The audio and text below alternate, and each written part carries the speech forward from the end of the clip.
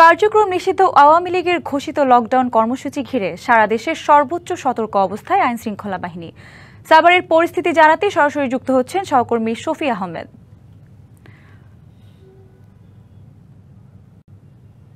শফি, সাভারের সার্বিক পরিস্থিতি সম্পর্কে জানাবেন। শুরুতেই জানিয়ে রাখি, সামনের যে প্রভাব সেটি শুধুমাত্র আমরা দেখতে পাচ্ছি যে মহাসড়কগুলোতে কিন্তু আসলে দূরপাল্লার যে বাস চলাচল থাকে প্রতিদিন। আমি এই মুহূর্তে একটু যদি বলি, নবীনগর চন্দ্রা মহাসড়কে রয়েছি।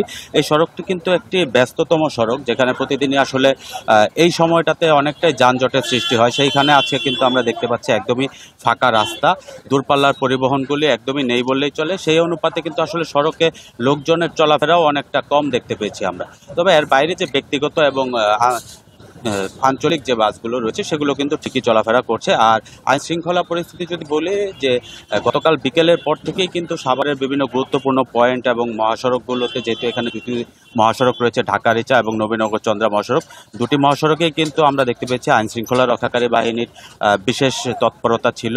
বিশেষ করে আমিনবাজারে চেকপোস্ট বসানো এবং বাইপাইল যে পয়েন্টটি রয়েছে সেখানেও চেকপোস্ট পরিচালনা করছেন তারা। এখানে বিভিন্ন যানবাহন এবং সন্দেহভাজন ব্যক্তি যাদেরকে মনে করছেন পুলিশ, তাদেরকে চেক করছেন এবং সেখানে তাদের জিজ্ঞাসাবাদ করা হচ্ছে। তাদের প্রয়োজনে দেহ তল্লাশি সহ তাদের পরিচয় শনাক্তের জন্য তাদের আইডি কার্ড যাচাই বাছাই করা হচ্ছে। বিশেষ গুরুত্ব দিতে দেখেছি আমরা মোটরসাইকেল এবং ব্যক্তিগত গাড়িগুলোকে। সেগুলো আমরা দেখতে পেয়েছি যে মোটরসাইকেলের যারা আরোহী রয়েছেন তাদের ব্যাগ এবং তাদের সাথে যে জ্যাকেট সব কিছুই আসলে তাদের তদন্তের মধ্যে রাখছেন এবং বিশেষ নজরদারির মাধ্যমে আসলে কেউ যেন কোনো ধরনের সহিংসতা না করতে পারে সেই বিষয়টিতে কিন্তু পুলিশ বাহিনী তৎপর রয়েছে। এদিকে আমরা গতকাল রাত থেকে দেখতে পেয়েছি যে সাভার আশুলিয়ার বিভিন্ন 4 গুণ শক্তিশালী এনজাইম ও অধিক ফেনা সমৃদ্ধ অরিক সিলভার ওয়াশ মাত্র 70 টাকায়। সড়কগুলি প্রদক্ষিণ করছেন এবং টহল বাড়িয়েছেন সেনাবাহিনী সহ বিজিবির যৌথ বাহিনীর দলগুলো।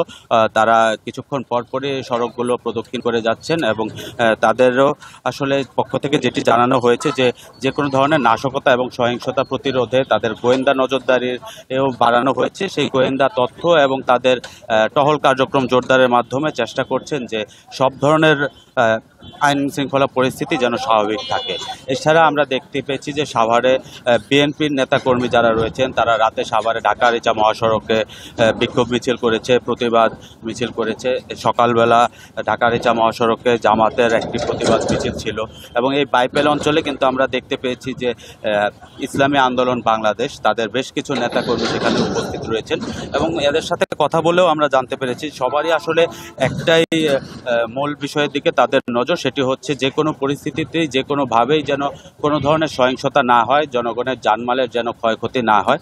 তো এই সব বিষয় নিয়েই কিন্তু আইন শৃঙ্খলা পরিস্থিতি স্বাভাবিক রাখতে সাভার, আশুলিয়া, ধামরাই, যেহেতু 3টি থানা রয়েছে ঢাকা জেলার এই অঞ্চলটিতে, এই 3 থানাতেই কিন্তু বিশেষ অভিযান পরিচালিত হচ্ছে এবং সেই অভিযানের তথ্য আমরা মধ্যরাত পর্যন্ত যতটুকু জানতে পেরেছি যে এই সাভার, আশুলিয়া এবং ধামরাই মিলিয়ে অন্তত 30 থেকে 40 জনকে আটক করা হয়েছে, যাদের নাম পরিচয় যাচাই বাছাই হচ্ছে। তবে এখন পর্যন্ত পুলিশ অফিসিয়ালি কতজনকে গ্রেপ্তার করা হয়েছে সেটি জানায়নি। পরবর্তী লাইভে হয়তো আমরা সেটি তথ্য দিতে পারবো। শফি, ধন্যবাদ আপনাকে।